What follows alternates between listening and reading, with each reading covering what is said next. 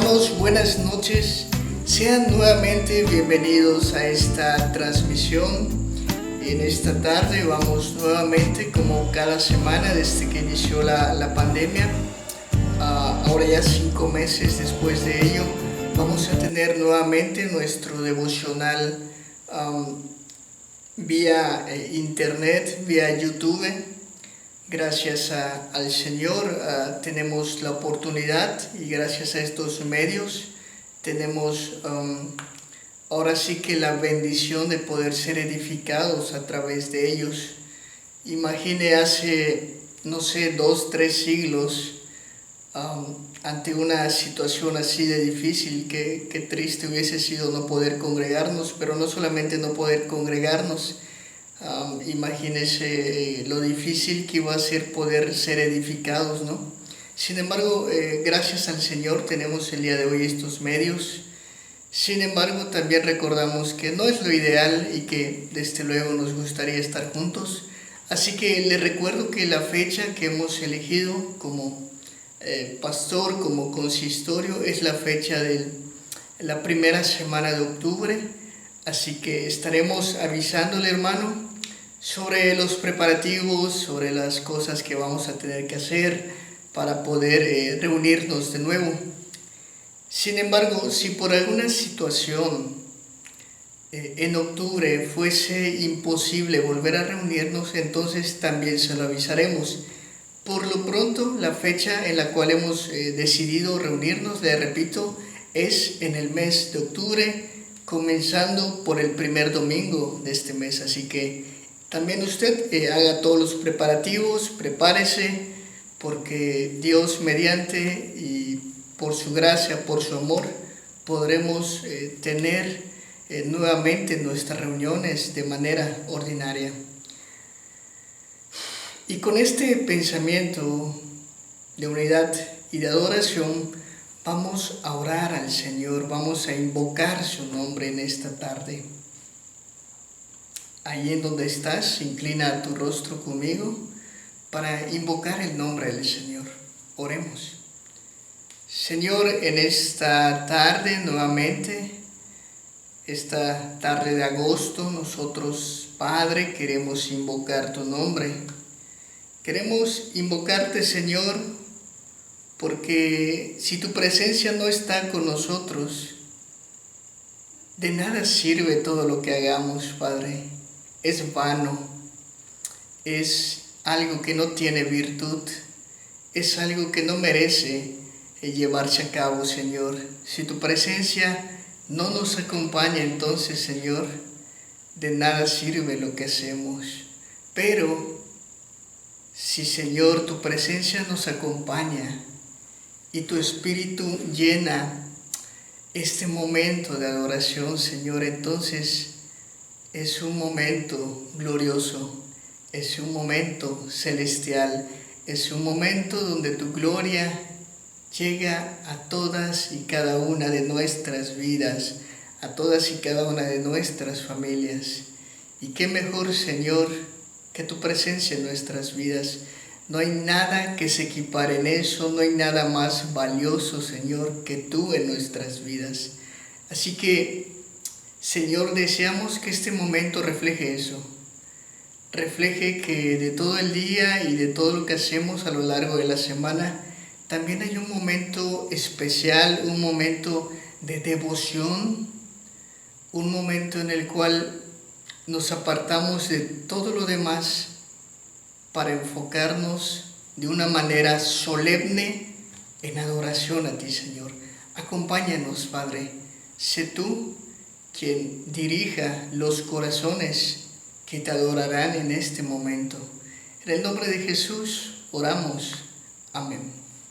Ahora, hermano, después de haber orado, vamos a entonar un himno que dice de la siguiente manera.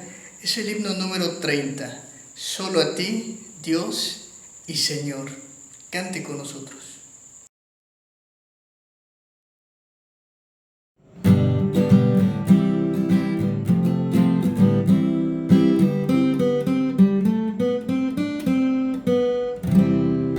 Solo a ti, Dios y Señor.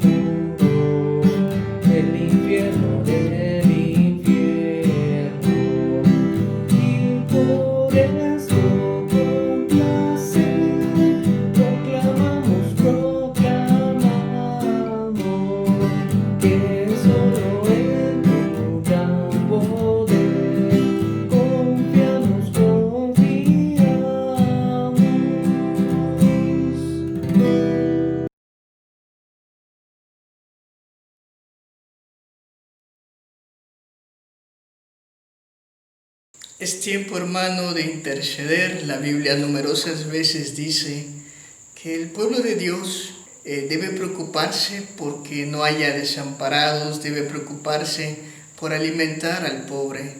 Vamos a orar en este momento justamente por ello, por este mandato que tenemos de interceder por los demás. Inclina nuevamente tu rostro y vamos a orar. Señor, tenemos razones de sobra para postrarnos delante de ti y orar. Razones no nos hacen falta, tantas tenemos, Padre, como la arena del mar. Tantas, Señor, tenemos como las estrellas en el cielo. Pero por encima de ello, Señor, en este momento la razón específica por la que queremos orar es por intercesión. Es porque, Padre, tu gloria llene cada espacio, cada lugar de esta tierra. Y también, Señor, para recordar que para eso hemos sido puestos aquí. Hemos sido puestos como luz en las tinieblas, como sal en la tierra. Pero si esa sal no se usa, se echa a perder y no sala. Por lo tanto, Señor, te rogamos a manera de intercesión que esta sal que representa a toda la iglesia en todos los lugares, en todo el mundo, salga y aminore y luche contra la maldad en el mundo. Que luche, Señor, a favor del pobre, que luche a favor del necesitado, que se mueva y tenga clemencia de los que se duelen, que manifieste su amor al ciego, al cojo y al enfermo. Señor, porque tus manos los cubren a ellos. Y Señor, oramos no solamente por ellos, sino porque la iglesia se mueva a amarlos a ellos, como tú nos amaste a nosotros, Señor.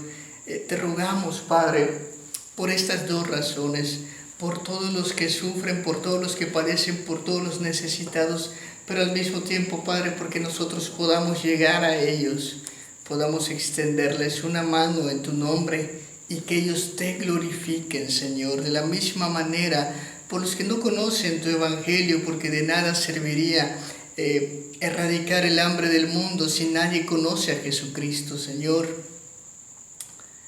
Por ello, también oramos, Padre, por la eternidad de las almas que están cerca de nosotros y que no te conocen, porque no termine su vida en el infierno, sino que te conozcan a ti y hay en el cielo, en la tierra, y hay en el nuevo cielo y la nueva tierra cuando tú regreses, Señor.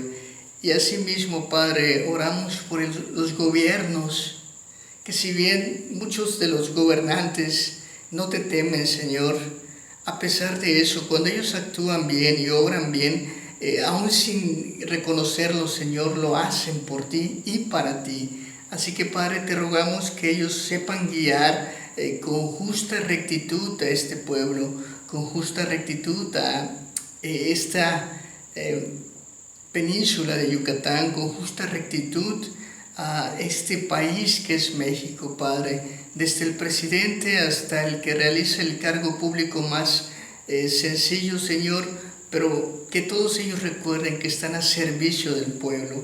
Así que, Padre, rogamos por todos ellos, por nuestros hermanos también, que realizan una labor increíble, siendo enfermeros, sobre todo en tiempos de contingencia, Señor, y también por los demás hermanos que aunque no están directamente con los pacientes, Padre, también sabemos que están directamente con las familias, y qué cosa más grande hay en el reino de los cielos, sino las familias, Señor, las familias que tú uniste, las familias que tú llamas, y los padres de familia, Señor. Así que, Padre, independientemente de la labor, pero reconociéndolo, el esfuerzo que todas las familias de la iglesia hacen, te pedimos por todos y cada uno de ellos, Padre. Gracias, porque sabemos que cuando oramos tú nos escuchas. En el nombre de Jesús levantamos esta oración. Amén. Bien, hermano, como tercer punto, Vamos a tener una lectura del libro de Isaías en su capítulo 64, versículos del 1 al 12.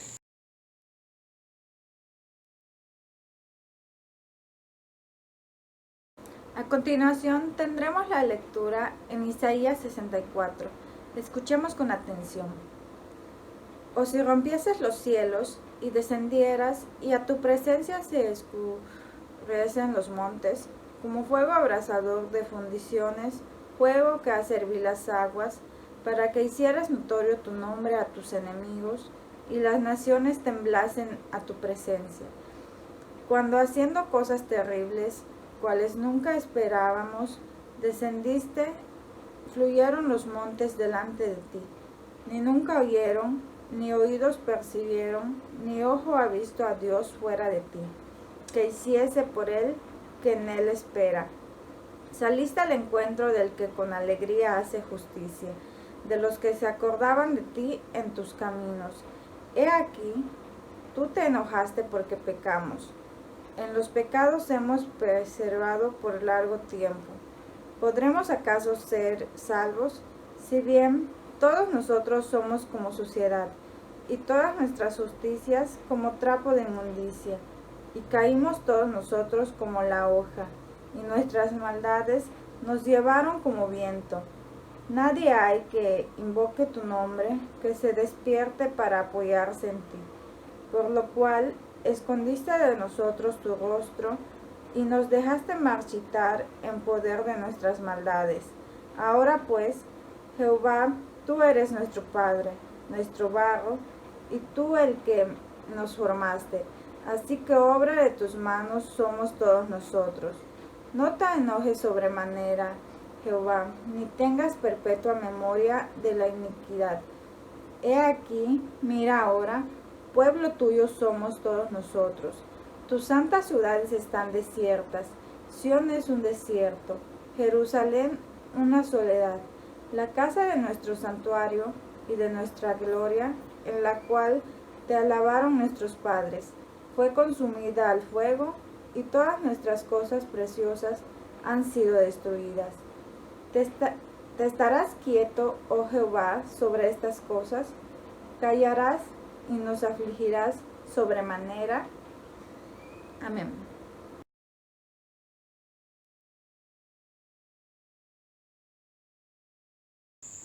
Y habiendo hecho esta lectura, vamos a tener una oración de confesión. Así que vamos a orar. Nuevamente vamos a decirle al Señor lo que en nuestro corazón hay. Como cada semana, hermano, reconocer que somos polvo y que necesitamos de rodillas rogarle al Señor por nuestros pecados. Vamos a orar. En esta hora de la tarde, Señor, queremos venir ante ti, porque ¿a quién más iremos, Padre? Si solamente tú tienes palabras de vida y de vida eterna. Para todos aquellos que pecamos, Señor, para todos aquellos que nos arrepentimos y que confesamos nuestros pecados, para todos aquellos, Padre, que reconocemos que solo en ti, Señor, hay perdón de pecados, para aquellos, Padre, que reconocemos que tú, Señor, al corazón contrito y humillado no desprecias. A eso venimos, Señor, a reconocer nuestro estado, a reconocer la pecaminosidad que hay en nuestros corazones, en nuestras mentes y en nuestros actos. Tal es la pecaminosidad, Señor, que aun siendo conscientes de que hay cosas que no debemos hacer, que tú has prohibido, somos rebeldes y las hacemos, y a pesar de ello estamos contentos, Señor, por hacerlas, nos deleitamos en pecar. Pero, Señor, el día de hoy queremos realmente de corazón rogarte que tú quites ese corazón incrédulo de nuestras vidas, que quites ese corazón de piedra y pongas un corazón de carne, para que nosotros andemos en tus caminos, en tus estatutos y caminemos en tus decretos, Señor. Y ese corazón solamente puede estar en nuestra vida gracias a la obra de Jesucristo. Es la única manera de que podamos tener vida en medio de la muerte. Él es el camino, la verdad y la vida. No hay nadie que pueda llegar al cielo. No hay nadie que pueda ser justificado. No hay una sola persona que pueda ser recibida como tu Hijo, Señor, si no es a través de Él, de su sacrificio, de su muerte y la fe, sin la cual nos es imposible acercarnos a ti. Esa fe que nos declara justos, esa fe que nos declara santos, Señor, rogamos por ella, rogamos de manera entristecida por nuestra condición, de manera desesperada por nuestra situación, porque cada día acumulamos siempre, Señor, obras que merecen el infierno. Así que, Padre, te rogamos el perdón por cada mal pensamiento, mala palabra, por cada mala situación que hayamos provocado, Padre. Y al mismo tiempo, Señor, te rogamos que si en verdad, Padre, has tenido misericordia de nosotros, no solamente nos perdones, sino que también transformes nuestra vida. Porque de nada sirve pedir perdón solo de labios si nuestra vida no cambia en absoluto. Rogamos a ti, Señor, por ese cambio, rogamos en el nombre de Cristo, rogamos por su poder, por su misericordia, por su perdón. Él es el juez, Él es el intercesor, Él es el único que puede transformar nuestras vidas. Y, Señor, lo cierto es que no lo merecemos y por eso venimos a ti en calidad de culpables. Y en esa calidad, Señor, pedimos rescate. Rescátanos, Padre, de este cuerpo de muerte que constantemente quiere pecar, que no le interesa si te obedece con tal de sucumbir a sus deseos, con tal de ser feliz, aun si es a costa de renunciar a nuestra fe, Señor. Señor, somos culpables de eso y mucho más. Pero que sea tu gracia y tu dádiva que perdona, Padre, la que transforme, la que mueva, la que revierta, la que deshaga las obras de las tinieblas en nuestra vida y nos haga verte a ti como lo más glorioso, de tal modo que podamos decir que preferimos estar contigo, Señor, a ganar cualquier cosa que exista en el mundo. Perdónanos, Señor, por no pensar así. Pero al mismo tiempo, Padre, perdónanos y te rogamos, Señor, tu gracia, tu misericordia y tu perdón. En el nombre de Jesús oramos. Amén. Hermanos, como respuesta a esta oración de confesión, la Biblia dice lo siguiente: los sacrificios de Dios son el espíritu quebrantado. Al corazón contrito y humillado no desprecias tú, oh Dios. La Biblia es clara, hermano. Cuando hay un verdadero arrepentimiento, el Señor no nos desprecia. Y esa es la seguridad por el perdón que quiero extenderle en este día. Que esto, hermano, nos haga siempre conscientes de la necesidad que tenemos de arrepentirnos, pero también de que el Señor nos perdona si de corazón nos arrepentimos. Y vamos a continuar en este momento celebrando al Señor y vamos a recordar que Él nos perdona no porque nosotros seamos buenos, sino porque Él es bueno.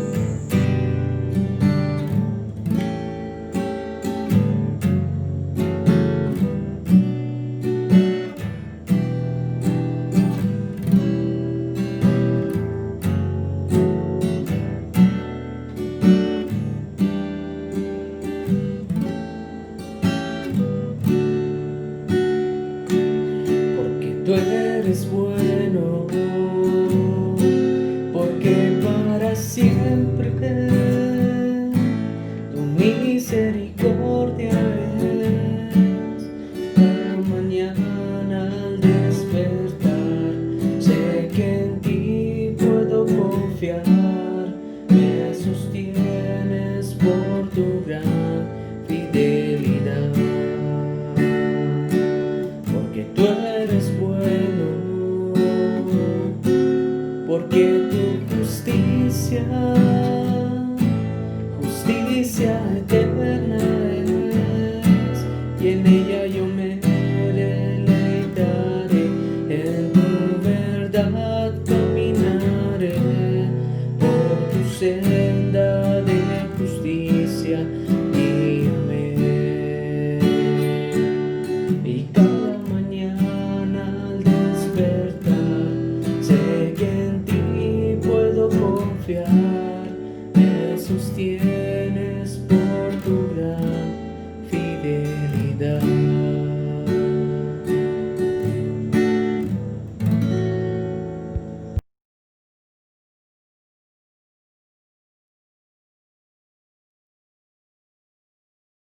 Ahora, hermanos, vamos a buscar en nuestras Biblias 1 Corintios, capítulo 2, versos del 6 al 10.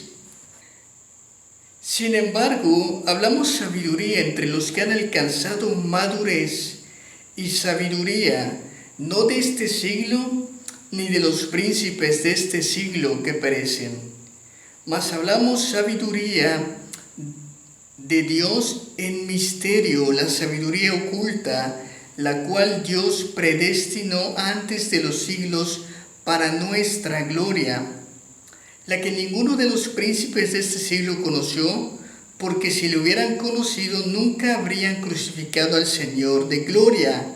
Antes bien, como está escrito, cosas que ojo no vio, ni oído oyó, ni han subido al corazón del hombre, son las que Dios ha preparado para los que le aman.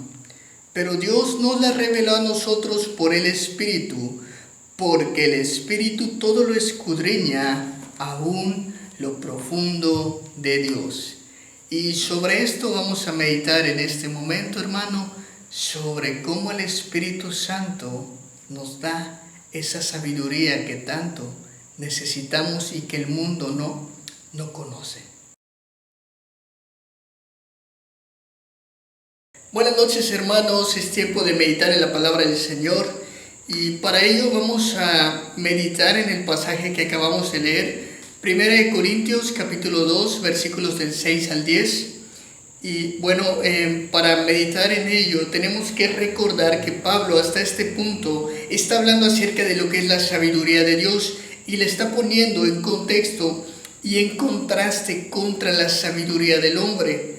Pablo aquí va a decir o va a dar a entender que no es lo mismo la sabiduría de Dios que la sabiduría del hombre. De hecho, Pablo también va a estar hablando en estos versículos de que quizás los hombres tienen cierta sabiduría y esa sabiduría, bueno, pues de alguna manera uno la puede llegar a obtener, por ejemplo, leyendo, investigando o haciendo ciertas cosas, no experimentando, pero que la sabiduría de Dios, hermano, esa no la podemos obtener de esta manera. Y Pablo va a dejar en claro en estos pasajes cómo nosotros podemos obtener y cómo nosotros podemos dar evidencia de que la sabiduría de Dios verdaderamente habita en nosotros. Por ello, el día de hoy vamos a hablar acerca de que el Espíritu de Dios es aquel que nos hace entender la sabiduría de Dios.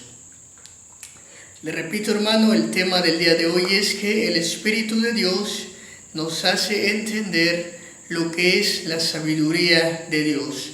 Para ello vamos a empezar con el versículo 6 que dice así: Sin embargo, hablamos sabiduría entre los que han alcanzado madurez y sabiduría, no de este siglo ni de los príncipes de este siglo que perecen. Esto es muy importante porque Pablo en el versículo 6 va a empezar su argumento diciendo: nosotros hablamos sabiduría. Pablo no está diciendo yo hablo sabiduría, él está hablando en plural. Y al hablar en plural, él está diciendo que no solamente él es sabio, sino que, como hemos visto en días anteriores, todos los que predican el mensaje del Evangelio, que hablan, hermanos, según la Biblia, están hablando sabiduría, porque Pablo, junto con todos los apóstoles, son esos muchos. Por eso Pablo dice esta palabra en plural, no la dice en singular. Pablo dice, hablamos, porque no era él, sino que todos aquellos que predicaban a Cristo, lo que predican realmente que es la sabiduría de Dios. Pero en el mismo versículo 6 Pablo dice, entre los que han alcanzado madurez. Y también permíteme explicarle la palabra madurez. Pablo dice que cuando él habla sabiduría, los que le entienden o los que pueden entender la sabiduría del Evangelio son aquellos que han alcanzado una cierta madurez. Ahora, pero dice Pablo que esta madurez no es de este mundo o no es de este siglo, no es la madurez de esta época. Porque esa madurez no le pertenece ni siquiera a los príncipes de este mundo. Y él recalca que perecen. Esto es muy interesante, porque Pablo está diciendo, hay una madurez que los cristianos tenemos, y por eso podemos tener la sabiduría de Dios, pero no es la madurez con el que el mundo mide la madurez, porque esa madurez perece. Y es verdad, hay que siempre hacer este énfasis. Hermano, la madurez de este siglo no es la madurez con la que el pueblo de Corinto se debía medir, pero tristemente algunos incrédulos que estaban en la iglesia de Corinto se estaban dejando llevar por la madurez del mundo. Tal vez ellos pensaban que la madurez se obtenía de la filosofía, de las letras, pero es muy cierto lo que dice la Escritura, en cuando dice que todas estas cosas, hermano, son pasajeras. La Biblia dice, el mundo pasará, la tierra pasará, pero mi palabra, dice el Señor, mi palabra no pasará. Por lo tanto, Pablo está dejando claro que todo el conocimiento del mundo, hermano, que no provenga de Dios, es un conocimiento que va a perecer. Ha habido filósofos muy inteligentes a lo largo del mundo, sí, pero ¿dónde están ellos hoy en día? ¿Dónde está Platón? ¿Dónde está Aristóteles? ¿Dónde está Séneca?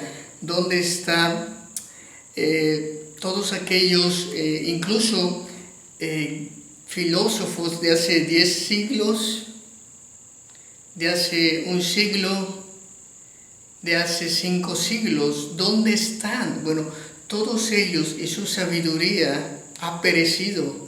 Todas esas corrientes que ellos enseñaban en algún momento terminaron. Pero el cristianismo, hermano, más de 2000 años, es decir, más de 20 siglos después, no ha perecido, porque el cristianismo está basado no en la sabiduría del hombre, sino en la sabiduría de Dios. Y eso es algo que los gobernantes de este mundo no entienden, pero que los cristianos maduros podían entender. Cuando Pablo usa la palabra maduros, no está diciendo, lo que voy a hablar es solamente para los cristianos maduros y voy a dividir a los cristianos inmaduros. Cristianos inmaduros, ¿saben qué? Esto que voy a decir no es para ustedes. No, Pablo no está diciendo eso. Pablo da a entender que los cristianos maduros son los que han creído en el mensaje del Evangelio. Sean chicos o sean grandes, ellos han alcanzado esta sabiduría que nos ha sido dada en Cristo. Por lo tanto, Pablo va a dejar claro esto. El cristiano maduro es el cristiano verdaderamente convertido, el que verdaderamente ha tenido una vida nueva en Cristo. Y todos los demás ¿son qué? Son incrédulos. Y no hay de otra. Y esto es lo que Pablo enfatiza. Cuando le habla a la iglesia de Corinto, no le está hablando a todos los que se congregan en la iglesia. Le está hablando a los que lograron entender el mensaje del Evangelio. Por eso hay hermanos en la iglesia que pueden estar muchos años ahí, pero si no han logrado entender el mensaje del Evangelio, aunque asistan 20, 30, 50, 80 años a la iglesia, siguen viviendo como incrédulos. No hay sabiduría en ellos, no han podido cambiar su vida. ¿Por qué? Porque solo aquel que recibe el mensaje del Evangelio puede entender la verdadera sabiduría. Y eso solo se da cuando nacemos de nuevo. No estoy diciendo que no haya cristianos inteligentes en la iglesia o que es un requisito el no pensar. No, hermano, no me malinterprete. Una persona inteligente, desde luego, puede ser creyente, pero puede haber alguien que sepa muchísimo de cultura, de fechas, de, no sé, arqueología o cualquier otra materia. Pero eso no es la sabiduría que el Señor nos da.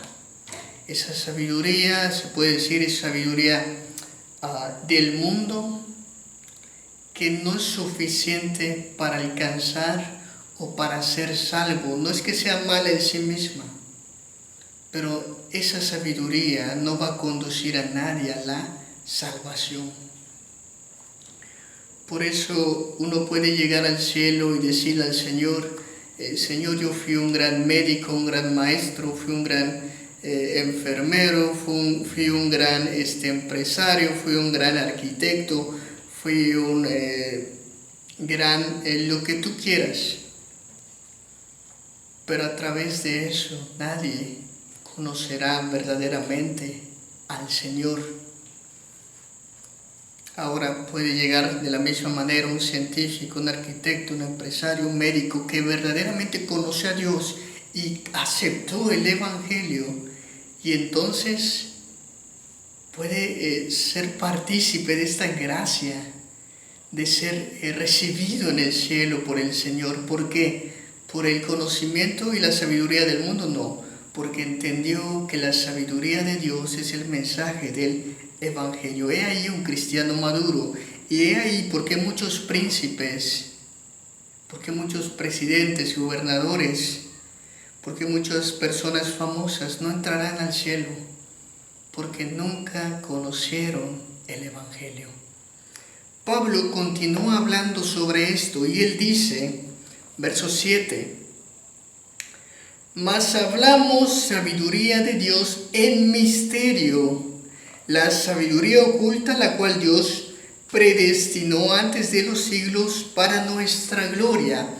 Nuevamente, Pablo va a hablar acerca de la predestinación. Él está diciendo, Dios nos amó tanto que antes de que nazcamos, Él predestinó a todos los creyentes maduros, es decir, a todos los que aceptan el mensaje de Cristo, para obtener esta sabiduría que había sido oculta durante mucho tiempo.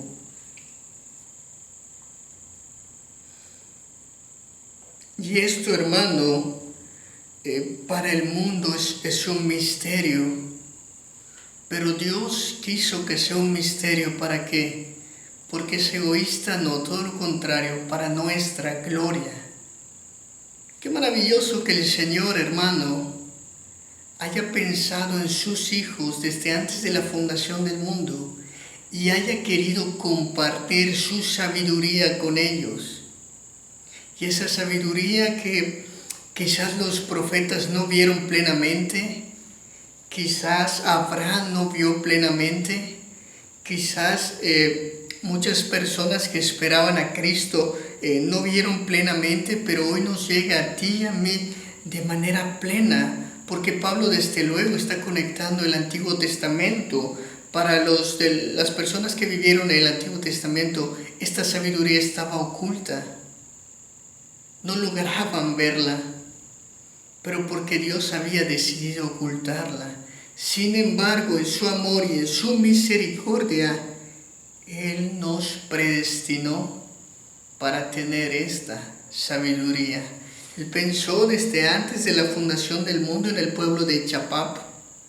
Él pensó en los miembros de la iglesia, el divino redentor del pueblo de Chapap, desde antes de la fundación del mundo, para que el evangelio llegara acá y para que gente de este pueblo entendiera este mensaje que para muchos es oculto. Y inmediatamente después de que Pablo explica que es oculto, o que para muchos no fue claro porque no lograron entenderlo, Pablo también va a explicar por qué no lograron entenderlo. Verso 8.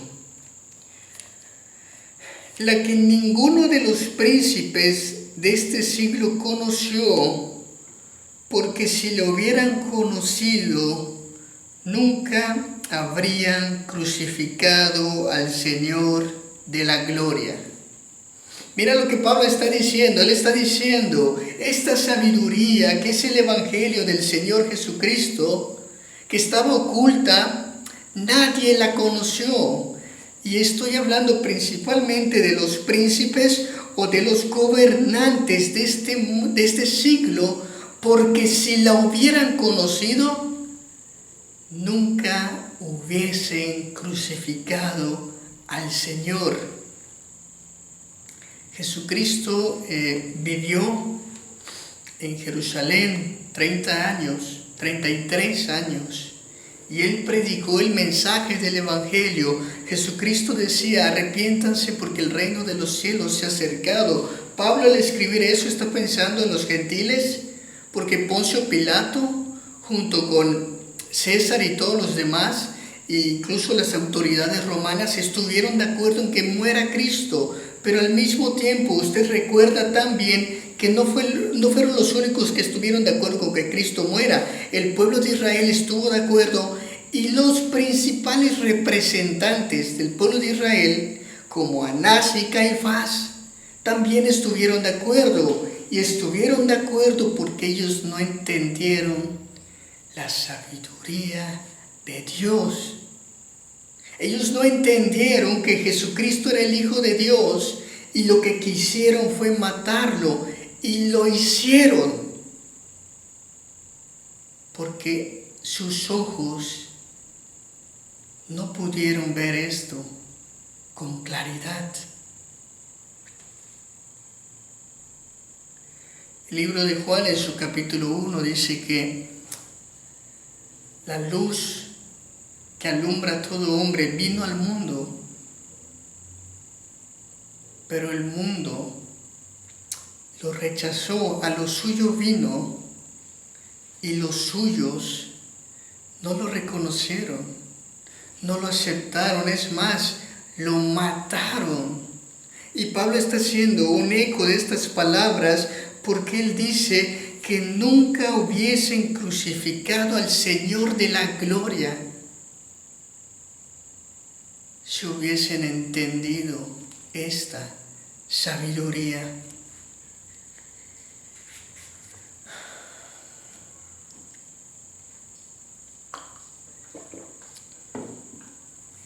¿Cuántas personas, hermano, el día de hoy crucificarían a Cristo si Él viniera y les dijera que se arrepientan de sus caminos, que se sometan a su reino? ¿Cuántas personas, hermano, el día de hoy, creyentes, o más bien participantes de la iglesia, miembros de la iglesia, no aceptarían este mensaje por parte de Cristo? No aceptarían el hecho de que tienen que arrepentirse, y si no van a ir al infierno. Y en vez de eso, lo crucificarían o lo matarían. Yo creo que mucha gente, y estoy hablando de nuestros gobernantes, estoy hablando de nuestros representantes a nivel mundial, pero también a nivel nacional. ¿Por qué digo esto?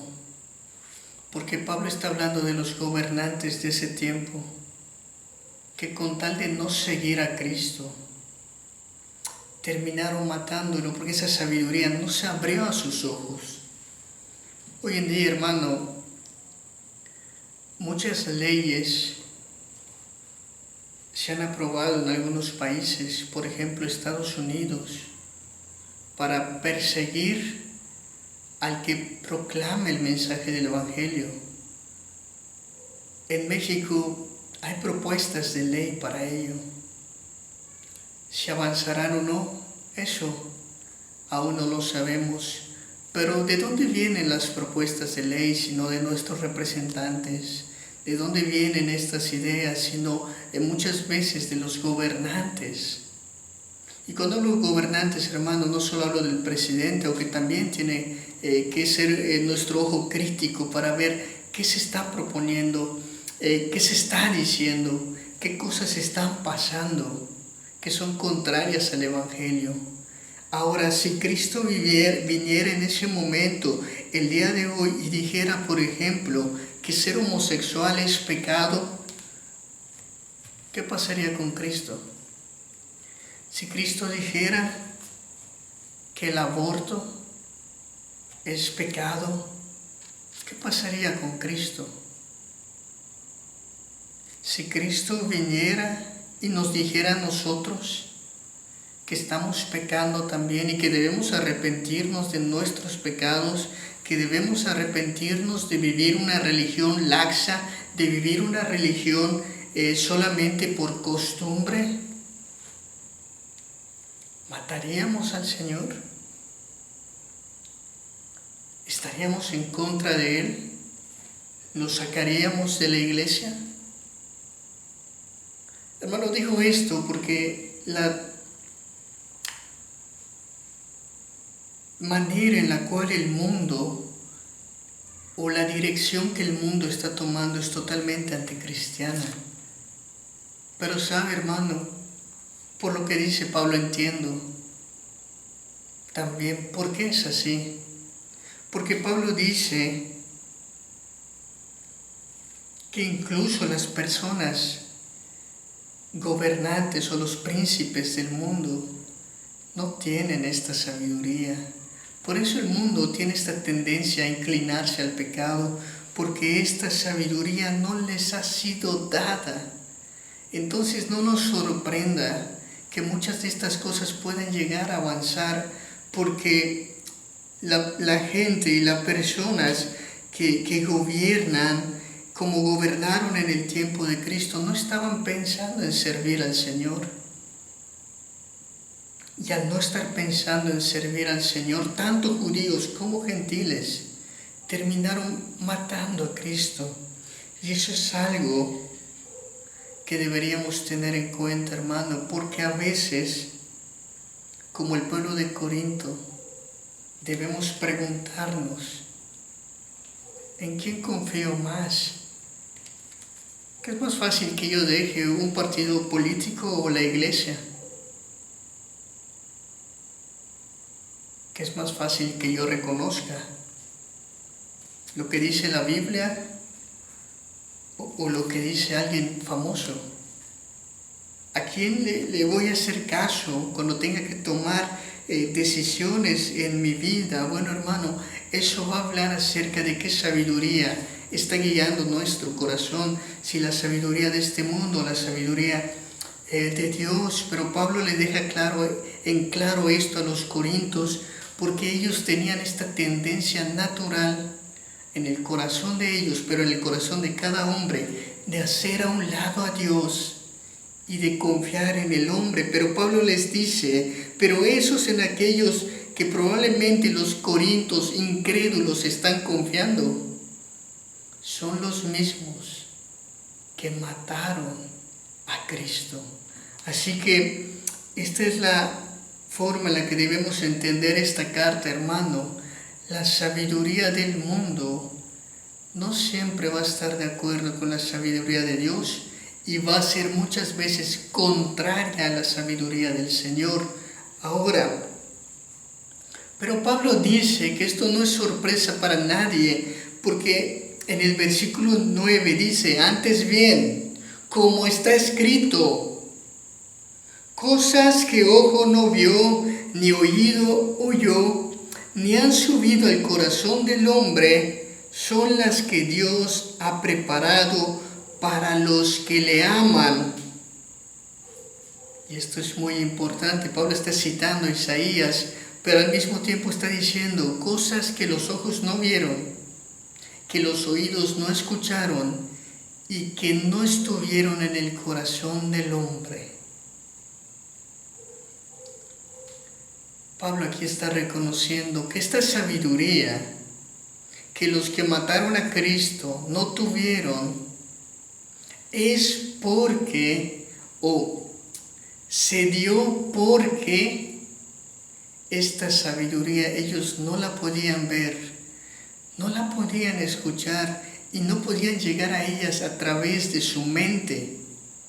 Y es interesante porque usa tres referencias Pablo: ojos, oído y mente. Y Pablo está diciendo, aunque tenemos estos medios naturales para normalmente conocer las cosas, la sabiduría de Dios no llega de esa forma a nuestra vida. No podemos, hermano, crear sabiduría nosotros mismos. Podemos leer y conocer sobre muchas cosas, sí. Podemos escuchar sobre algo y tener excelente oído para muchas cosas. Por ejemplo, los buenos mecánicos tienen un excelente oído en cuanto a las piezas de un carro. Escuchan y si son bastante buenos y hábiles te dicen, mira, este es el problema. Y esa es una manera de adquirir sabiduría. Pero Pablo está diciendo es que no son las cosas que vemos las que dan sabiduría al cristiano, son las cosas que no alcanzamos a ver, las cosas espirituales. Y he aquí, por lo cual yo te decía al principio, que el Espíritu de Dios es el que nos va a dar a entender la sabiduría de Dios. Pablo dice, los gobernantes de este mundo no tenían el Espíritu de Dios. Los corintios que asistían a la iglesia pero no creían en el Evangelio no tenían el Espíritu del Señor, pero los maduros, los que entienden, aceptan y reconocen el mensaje de la cruz, tienen la sabiduría de Dios. ¿Por qué? Porque el Espíritu de Dios habita en ellos. Verso 10. Pero Dios nos la reveló a nosotros por el Espíritu, porque el Espíritu lo escudriña todo, aún lo profundo de Dios. Tres cosas dice acá Pablo. Nosotros la tenemos porque el Espíritu escudriña todo. Y tres, aún lo profundo de Dios. Creo que esta es una de las doctrinas que menos se enseña en las iglesias, hermano, pero el Espíritu Santo también es Dios.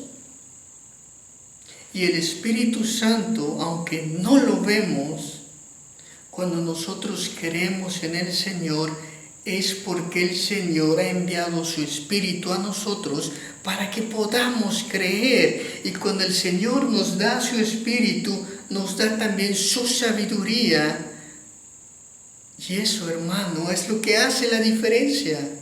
Porque no es que tengamos un poder en nosotros, no es que tengamos un espíritu que podemos controlar, no, es Dios mismo habitando en nosotros y por eso nos hace entender lo que el mundo no entiende. Y ese es el poder del Espíritu. El Espíritu de Dios es la tercera persona de la Trinidad, pero esta característica de ser una persona le da cualidades como la siguiente: Él puede enseñarnos, porque no es una energía, no es una fuerza como la luz, que la controlamos, pero no nos enseña realmente nada. No, el Espíritu de Dios es una persona de la Trinidad, pero tiene la capacidad de enseñarnos, porque es una persona. Y es lo que Cristo le dice a los apóstoles: yo me tengo que ir, Juan 16, porque mi muerte se acerca, pero les conviene que yo me vaya, porque enviaré un consolador, y Él les enseñará. Y eso Pablo se lo está recordando a la iglesia de Corinto, para que no confíe en los príncipes de ese mundo, para que no confíe en los demás apóstoles, para que no confíe en una persona en específica, sino para que su confianza esté puesta en Cristo, porque solo a través de Él podemos recibir su Espíritu. Y esto tiene muchas implicaciones, porque por eso Pablo habla en plural, lo que nosotros decimos. Pablo no está compitiendo con Pedro, Pablo no está compitiendo con los demás predicadores que los corintios tanto amaban y hasta se habían dividido para ver quién era el mejor. No, Pablo está diciendo: todos nosotros predicamos lo mismo, que la sabiduría proviene de Dios, y la única manera de llegar a ella es a través de la fe y el Espíritu Santo. Por eso no hay sabio entre nosotros, no hay entendido entre nosotros, solo el Espíritu Santo. Que el credo de Calcedonia dice, hermano, que junto con el Padre y junto con el Hijo merece una misma adoración y gloria. Es así como, aunque todo el mundo no entiende el mensaje del Evangelio, los verdaderos creyentes lo entienden, porque por gracia de Dios, por un regalo inmerecido de Dios, fueron predestinados para entenderlo y para ser enseñados por Dios. ¿Qué concluimos de esto, hermano? Bueno, podemos concluir 3 cosas. En primer lugar, que hay 2 tipos de sabiduría. Una es la sabiduría que podemos obtener de manera general, pero que de ninguna manera nos va a llevar a entender la sabiduría de Dios. Hay un segundo tipo de sabiduría, que es la sabiduría que sí proviene de Dios, pero que solo es dada a aquellos a quien el Señor ha predestinado para ello. Y número 3, hermano, que mucha gente hoy en día, sean gobernantes, sean representantes de naciones, no están siguiendo esa sabiduría, porque para muchos de ellos están velada, pero al mismo tiempo para muchas personas en las iglesias, miembros de iglesias, incluso puedo decir pastores, ancianos, que todavía no conocen verdaderamente esta sabiduría. Por ello, hermano, la invitación del día de hoy es que si realmente el Señor nos ha hecho ver su sabiduría, continuemos predicándola, porque Dios quiera y más personas la entiendan y se conviertan.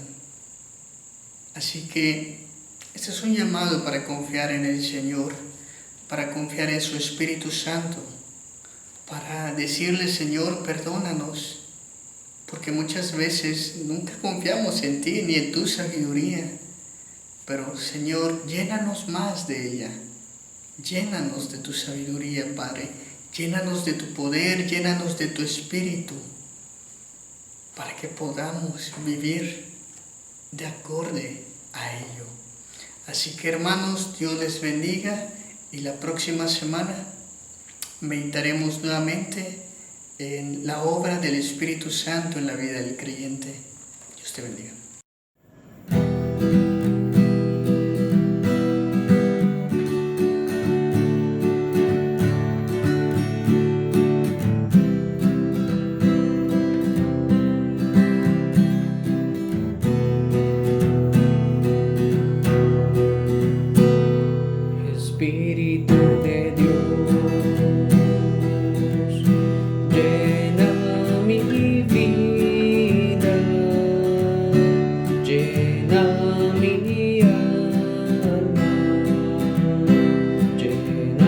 mi ser. Espíritu de Dios, llena mi vida, llena mi alma, llena mi ser. Lléname, lléname con tu presencia, lléname, lléname con tu poder, lléname, lléname con tu amor. Lléname, lléname con tu presencia, lléname, lléname con tu poder, lléname, lléname con tu amor. Espíritu de Dios, llena mi vida, llena mi alma, llena mi ser. Espíritu de Dios.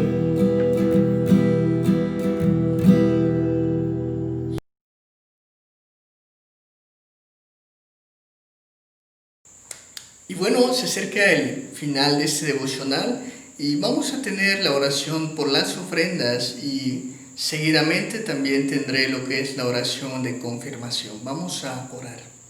Señor, en esta tarde, ya casi noche, te pedimos, Padre, que seas tú quien bendiga las ofrendas, que seas tú quien bendiga los diezmos.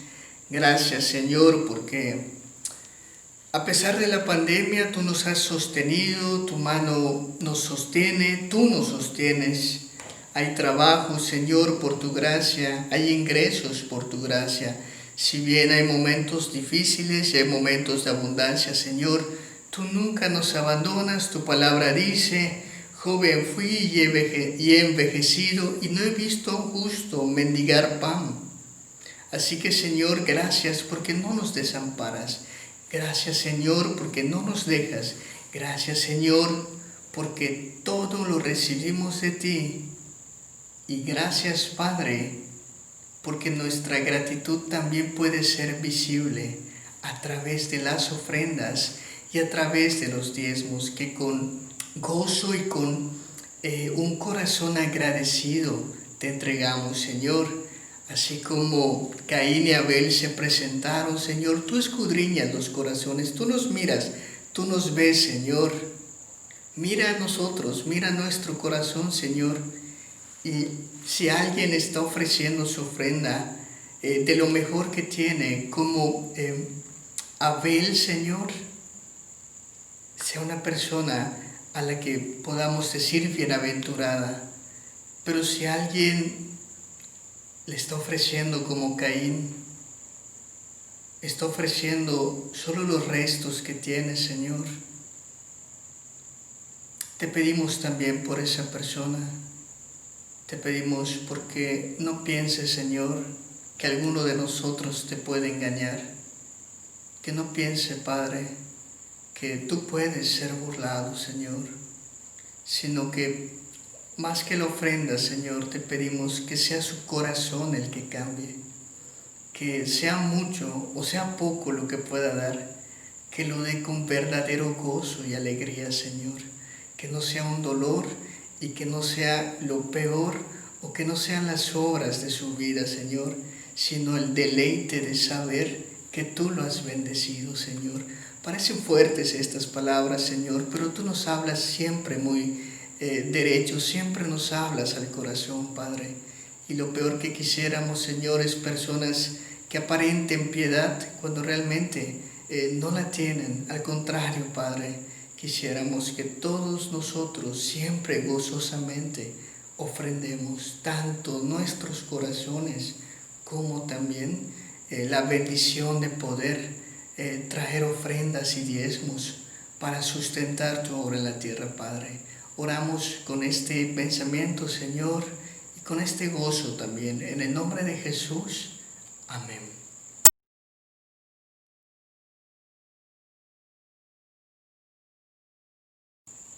Finalmente, hermano, vamos a tener la oración de confirmación, así que por última vez en esta tarde vamos a inclinar nuestros rostros para orar.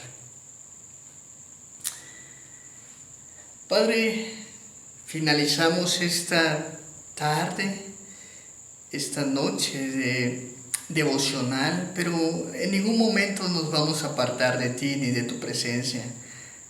Sin embargo, Señor, este momento es un momento que no podemos menospreciar, no podemos hacerlo menos, no podemos tomarlo a la ligera, Padre, porque aunque no estamos en el templo como debería ser, como tú lo has mandado, Señor, eso no quiere decir que no te estemos adorando. Tú sigues siendo Dios, tú sigues estando en lo alto del cielo, en tu trono. Señor, tu Hijo está a tu diestra y a ti te estamos adorando, Padre. Que esto nunca se vaya de nuestra mente, de nuestro corazón, ni de nuestra cabeza, Señor.